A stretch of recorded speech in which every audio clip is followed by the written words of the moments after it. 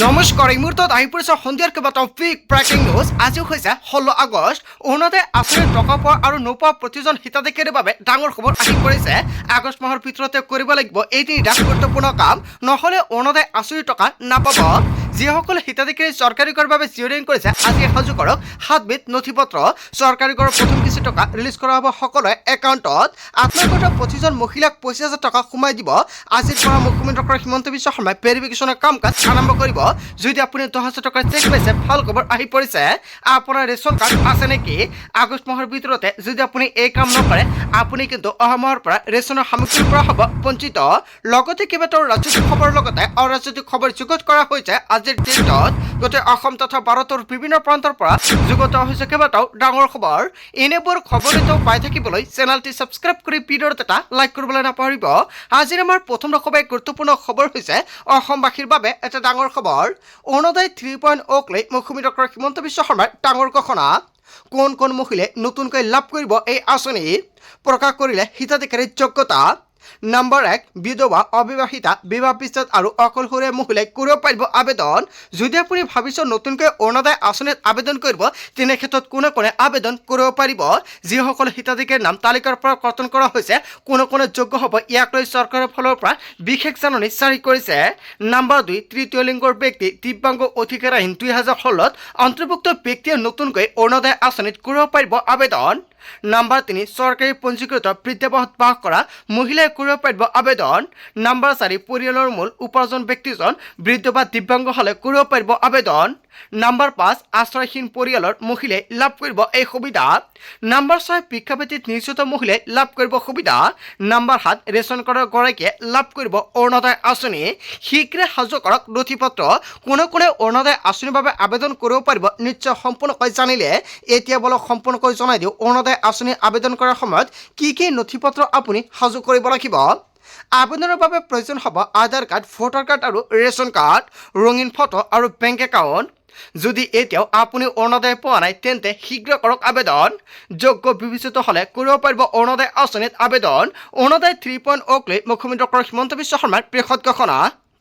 লগতে যিসকল হিতাধিকাৰীয়ে অৰুণোদয় আঁচনিৰ একাউণ্টত 1 আগষ্টত টকা পোৱা নাই, সেইসকল হিতাধিকাৰী তিনিটা গুৰুত্বপূৰ্ণ কাম কৰিব লাগিব। আৰু যিসকলে টকা পাইছে সেইসকল হিতাধিকাৰী কি কি কৰিব লাগিব?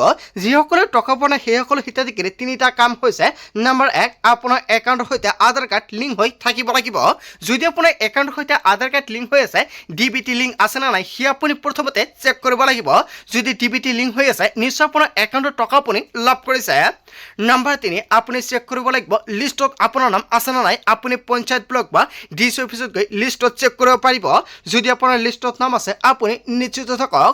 আপোনাৰ বেংক একাউণ্টত যদি এই মাহতে টকা নাপায়, অহা মাহত 10 তাৰিখত আপোনাৰ বেংক একাউণ্টত অৰুণোদয় আঁচনিৰ টকা সোমাই যাব।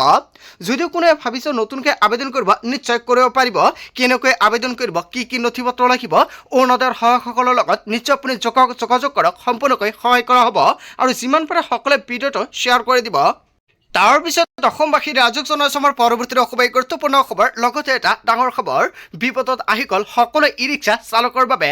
15টাকৈ নিয়ম উলংঘন কৰিলে হ'ব কুইক একশ্যন। হয়, এটা ডাঙৰ খবৰ আহি পৰিছে। আপোনাৰ ঘৰত ই ৰিক্সা আছে নেকি? তেনে ক্ষেত্ৰত সাৱধান হওক। ই ৰিক্সা চালকৰ বাবে আহি গ'ল 15টাকৈ নতুন নিয়ম উলংঘন কৰিলে লোৱা হ'ব একশ্যন, ভৰিব লাগিব জৰিমনা। আজিৰ পৰা কাৰ্যকৰী হৈছে এই নতুন নিয়ম। চৰকাৰে জাৰি কৰিলে নতুন নিয়মৰ নটিচ। নিৰ্দেশনা অমান্য কৰিলে বাতিল হ'ব ই ৰিক্সাৰ পঞ্জীয়ন। সুৰা সেৱন কৰি গাড়ী চলাব নোৱাৰিব। কেৱল এয়াই নহয়, যদি আপুনি ভাবিছে সুৰা সেৱন কৰি ই ৰিক্সা চলাব, তেনে ক্ষেত্ৰত আপুনি আজিৰ পৰা সাৱধান হওক। 5 জনতকৈ অধিক মানুহ বহাব নোৱাৰিব।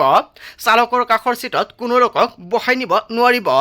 ৰাষ্ট্ৰীয় আৰু ৰাজ্যিক ঘাইপথত সোমাব নোৱাৰিব ই ৰিক্সা। যাত্ৰীৰ বাহিৰে কৰিব নোৱাৰিব অন্য সামগ্ৰী। হয়, যদি আপোনাৰ ঘৰত ই ৰিক্সা আছে, সাৱধান হৈ যাওক আৰু যিমান পাৰে সকলোকে শ্বেয়াৰ কৰি জনাই দিব, যাতে সকলো ই ৰিক্সা চালকসকল সাৱধান হৈ থাকিব পাৰে। তাৰপিছত অসমবাসী ৰাইজক জনাইছো আমাৰ পৰৱৰ্তী সবাই গুৰুত্বপূৰ্ণ খবৰ লগতে এটা ডাঙৰ খবৰ PM কিষাণৰ ধনক লৈ আহি গ'ল ডাঙৰ খবৰ 2000 টকাৰ পৰা 4000 টকা বৃদ্ধি কৃষক সন্মানিধি ধন ৰাশি 6000 টকাৰ বিপৰীতে কৃষকে লাভ কৰিব 12000 টকা PM কিষাণ লগতে লাভ কৰিব মুখ্যমন্ত্ৰী কিষাণ কল্যাণ যোজনা চৰকাৰে ধন বিতৰণৰ বাবে সাজু কৰিছে তালিকা এই মাহতে কৰি লওক এইকেইটা গুৰুত্বপূৰ্ণ কাম অন্যথা বঞ্চিত হ'ব ধন লাভৰ পৰা হিতাধিকাৰীৰ বাবে মুকলি কৰা হৈছে টোল ফ্ৰী নম্বৰ যিকোনো সমস্যা হলে দিব পাৰিব আপোনালোকে অভিযোগ PM কিষাণৰ 23 কিস্তি টকা আপুনি পাইছেনে যদি পাইছে তেনে ক্ষেত্ৰত ভাল খবৰ যিসকলে টকা পোৱা নাই সেইসকল হিতাধিকাৰী অতি শীঘ্ৰে ইকৈচি লেণ্ড শেয়াৰিং লগতে বেংক একাউণ্টৰ সৈতে আধাৰ কাৰ্ড লিংক কৰিব লাগিব নহলে আপোনাৰ বেংক একাউণ্টত 24 কিস্তি টকা নোসোমায় আৰু যিসকল কৃষকে 23 কিস্তি টকা পোৱা নাই একেটা কাম কৰিলে 23 কিস্তি 24 কিস্তিৰ লগতে সোমাই যাব যিসকল কৃষকে এতিয়ালৈকে ফাৰ্মাৰ আইডি বনোৱা নাই অতি শীঘ্ৰে ফাৰ্মাৰ আইডিৰ বাবে এতিয়াই কৰক আবেদন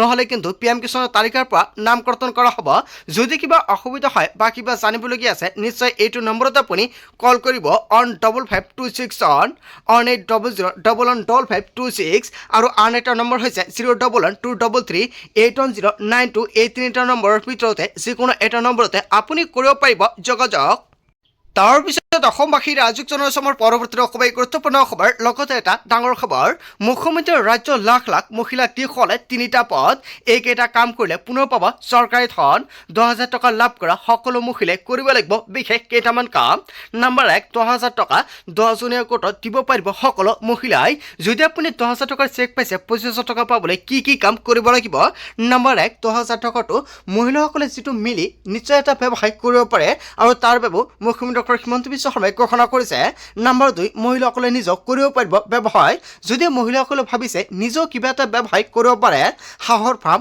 কুকুৰৰ ফাৰ্ম কেৱল ইয়াৰ নহয় গাহৰিৰ ফাৰ্ম দিব পাৰে আপুনি যিকোনো এটা ব্যৱসায় মুঠতে আপুনি কৰিব পাৰিব বা আপুনি পাণ তামোলৰ দোকানো এটা দিব পাৰে নম্বৰ 3 স্বামীৰ ব্যৱসায়ৰ ক্ষেত্ৰত বিনিয়োগ কৰিব পাৰিব এই ধনৰাশি 10000 টকা স্বামীৰ ব্যৱসায়ৰ ক্ষেত্ৰত আপুনি বিনিয়োগ কৰিব পাৰে ইয়াৰে যিকোনো এটা কাম কৰিলে দ্বিতীয় পৰ্যায়ত পাব 25000 টকা অতি শীঘ্ৰে মহিলা গোটৰ একাউণ্টত 25000 টকা সোমাই দিয়া হ'ব যদি আপুনি 10000 টকাৰ চেক পাইছে ভাল খবৰ কিন্তু চৰকাৰে কৰিব ভেৰিফিকেশ্যন আপুনি 10000 টকাৰে কি কাম কৰিছে যদি আপুনি একো কাৰণে আপুনি বঞ্চিত হ'ব অহা বছৰ মুখ্যমন্ত্ৰী সকলো মহিলাক প্ৰদান কৰিব এই ধনৰাশি ডেকে জুলাইৰ প্ৰায় ৰাজ্যৰ মুখ্যমন্ত্ৰী ডক্টৰ হিমন্ত বিশ্ব শৰ্মাই কৰিলে বৃহৎ ঘোষণা তাৰ পিছত অসমবাসী ৰাইজক জনাইছো আমাৰ পৰৱৰ্তী খুবেই গুৰুত্বপূৰ্ণ খবৰ লগতে এটা ডাঙৰ খবৰ ৰেচন কাৰ্ডৰ লাখ লাখ হিতাধিকাৰীৰ বাবে নতুনকৈ আহি গ'ল ডাঙৰ খবৰ ৰেচন কাৰ্ডত আপোনাৰ কোনো পৰিয়ালৰ সদস্যৰ নাম অন্তৰ্ভুক্ত হোৱা নাই নেকি কিদৰে অন্তৰ্ভুক্ত কৰিব নতুন সদস্যৰ নাম আপোনাৰ পৰিয়ালৰ কোনো সদস্যৰ নাম অন্তৰ্ভুক্ত হোৱা নাই নেকি পৰিয়ালৰ প্ৰতিগৰাকী সদস্যই লাভ কৰিব বিনামূলীয়াকৈ ৰেচন নাম নথকা সদস্যৰ নাম অন্তৰ্ভুক্ত কৰিব পাৰিব ৰেচন কাৰ্ডত ৰেচনৰ দোকানীৰ সৈতে ইয়াৰ বাবে প্ৰথমতে আপুনি যোগাযোগ কৰিব লাগিব আগষ্ট মাহৰ ভিতৰতে আপুনি কৰিব লাগিব নহলে ছেপ্টেম্বৰৰ পৰা ৰেচনৰ সামগ্ৰীৰ পৰা আপুনি হ'ব বঞ্চিত নতুন সদস্যৰ সকলো তথ্যপাতি যোগান ধৰিব লাগিব বিভাগীয় কৰ্তৃপক্ষক নতুন সদস্যৰ বাবে Aadhaar card PAN card voter card থকাটো বাধ্যতামূলক অনলাইন যোগে কৰিব পাৰিব আবেদন নতুন সদস্যৰ সকলো তথ্য গাঁও পঞ্চায়তৰ জৰিয়তে প্ৰত্যাশিত হোৱাৰ পিছতে অন্তৰ্ভুক্ত হ'ব আপোনাৰ নাম ইকুৱেচি কৰাৰ সময়ত কৰিব পাৰিব এক গুৰুত্বপূৰ্ণ কাম যদি কোনো লোকৰ মৃত্যু হৈছে তেনেহ'লে কৰ্তন কৰিব পাৰিব ৰেচন কাৰ্ডৰ পৰা নতুন সদস্য অন্তৰ্ভুক্তি আৰু কৰ্তনৰ কাম কৰিব পাৰিব আবেদন প্ৰক্ৰিয়া সম্পূৰ্ণ হোৱাৰ পিছতে নতুন সদস্য লাভ কৰিব 5 কিলোকৈ চাউল হয় ৰেচন কাৰ্ডৰ প্ৰতিজন হিতাধিকাৰীৰ বাবে জৰুৰী খবৰ আহি পৰিছে যদি আপোনাৰ ৰেচন কাৰ্ড আছে আপুনি ইকেৱাইচি কৰালে নে ইকেৱাইচিৰ লগতে আপোনাৰ ৰেচন কাৰ্ডৰ সৈতে আধাৰ কাৰ্ড লিংক কৰিব লাগিব কেৱল ইয়াই নহয় মোবাইল নম্বৰৰ লিংক থাকিব লাগিব যদি আপুনি এইকেইটা কাম কৰা নাই অতি শীঘ্ৰে আপুনি কৰাই ৰাখক নহ'লে কিন্তু ৰেচনৰ সামগ্ৰীৰ পৰা বঞ্চিত হ'ব 1 ছেপ্টেম্বৰৰ পৰা তাৰ পিছত অসমবাসী ৰাইজক জনাইছো আমাৰ পৰৱৰ্তী খুবেই গুৰুত্বপূৰ্ণ খবৰ লগতে এটা ডাঙৰ খবৰ LPG চিলিণ্ডাৰ ইকুৱেচি কৰা আজি হৈছে অন্তিম তাৰিখ আপুনি এতিয়ালৈকে LPG গেছৰ ইকুৱেচি কৰা নাই নেকি আপুনি ঘৰতে বহি কৰিব পাৰিব ৰাতি 12 বজাৰ পূৰ্বে আপুনি LPG গেছৰ ইকুৱেচি কৰিব লাগিব আজি আপোনাৰ LPG ইকুৱেচি নকৰিলে হেৰুৱাব সুবিধা অধিক দাম বঢ়াৰ লগতে হেৰুৱাব লাগিব ৰাজসাহায্য আপুনি ৰন্ধন গেছৰ ৰাজসাহায্য নাপাব বা সাবচিডি আপোনাৰ একাউণ্টত নোসোমাব ঘৰুৱা চিলিণ্ডাৰৰ আধাৰ ভিত্তিক ইকুৱেচি কৰাটো বাধ্যতামূলক সকলো সুবিধা আগতেৰে পাবলৈ হ'লে আজি কৰক ইকুৱেচি আজি নিশা 12 বজালৈকে আপুনি কৰিব পাৰিব ইকুৱেচি অন্যথা বুকিং বন্ধ হ'ব পাৰে উজ্জ্বলা সংযোগৰ ৰাজসাহায্য LPGৰ এই নিয়ম পুৰণি আৰু নতুন গ্ৰাহক উভয় সকলে কৰিব লাগিব। নতুন আৰু পুৰণি কথা নাই, সকলো গ্ৰাহকসকলে প্ৰযোজ্য হৈছে এই নতুন নিয়ম, সকলো হিতাধিকাৰী কৰিব লাগিব ই কৈছে। আপুনি এতিয়া মোবাইল এপৰ জৰিয়তে ই কৈছে কৰক। অৱশ্যে আপুনি আপোনাৰ মোবাইল ফোনৰ জৰিয়তেও কৰিব পাৰিব ই কৈছে কাম কাজ। নিৰ্ধাৰিত এপৰ জৰিয়তে আপুনি সম্পূৰ্ণ কৰিব পাৰিব ই কৈছে। LPG চিলিণ্ডাৰ ই কৈছে কৰা আজি হৈছে অন্তিম তাৰিখ। 12 বজাৰ পূৰ্বে অতি শীঘ্ৰে কৰাই লৈ লওক। যিমান পাৰে সকলোকে শ্বেয়াৰ কৰি জনাই দিব। তাৰ পিছত অসমবাসী ৰাইজক জনাইছো আমাৰ পৰৱৰ্তী খুবেই গুৰুত্বপূৰ্ণ খবৰ। লগতে এটা ডাঙৰ খবৰ, সম্পূৰ্ণৰূপে নিষিদ্ধ কৰা হ'ল এনাৰ্জি ড্ৰিংক ষ্টিং। হয়, আন এটা ডাঙৰ খবৰ আহি পৰিছে। এতিয়াৰ পৰা কোনো বিক্ৰী কৰিব নোৱাৰিব ষ্টিং। চুবুৰীয়া ৰাজ্য মেঘালয়ত নিষিদ্ধ হ'ল ষ্টিং শক্তি পানী। মেঘালয়ৰ প্ৰশাসনে ষ্টিঙৰ বিক্ৰী আৰু সৰবৰাহ কৰিলে বন্ধ। খাদ্য সুৰক্ষা আৰু মানদণ্ড আইন 2006ৰ অধীনত এই নিৰ্দেশনা জাৰি কৰা হৈছে। মেঘালয়ৰ খাদ্য সুৰক্ষা আয়ুক্ত ডক্টৰ জোৰাম বেদাই 14 আগষ্ট জাৰি কৰে নিৰ্দেশনা। নিয়ম ভংগ কৰি বিক্ৰী কৰিলে বিপদত পৰিব বিক্ৰেতাই। সম্পূৰ্ণৰূপে নিষিদ্ধ কৰা হ'ল এনাৰ্জি ড্ৰিংক ষ্টিং। তাৰ পিছত অসমবাসী ৰাইজক জনাইছো আমাৰ পৰৱৰ্তী খুবেই গুৰুত্বপূৰ্ণ খবৰ। লগতে এটা ডাঙৰ খবৰ, অসমত থকা সকলো বহিৰাগতাই বাংলাদেশীৰ বিৰুদ্ধে উচ্ছেদ অভিযান চলি থাকিব। হয়, আন এটা ডাঙৰ খবৰ আহি পৰিছে। বাংলাদেশে অসমৰ বনাঞ্চল চাহ বাগিচাৰ মাটি দখল কৰিছে। অপৰাধীৰ সপক্ষে যিয়ে মাত মাতিব তেওঁৰ বিৰুদ্ধে একশ্যন লোৱা হ'ব। অবৈধ বাংলাদেশীৰ বিৰুদ্ধে এইবাৰ সৰব হৈ পৰিছে মন্ত্ৰী কৃষ্ণকান্ত পাল। বিজেপিৰ বুথ সভাপতি বিকাশৰ হত্যাৰ আঁৰত বাংলাদেশী জড়িত থকাৰ অভিযোগ উত্থাপিত কৰিছে। কেৱল ইয়াই নহয়, শ্ৰীভূমি পাথাৰকান্দি বাংলাদেশে সন্ত্ৰাস চলোৱাৰ অভিযোগ উত্থাপিত কৰিছে মন্ত্ৰীগৰাকীয়ে।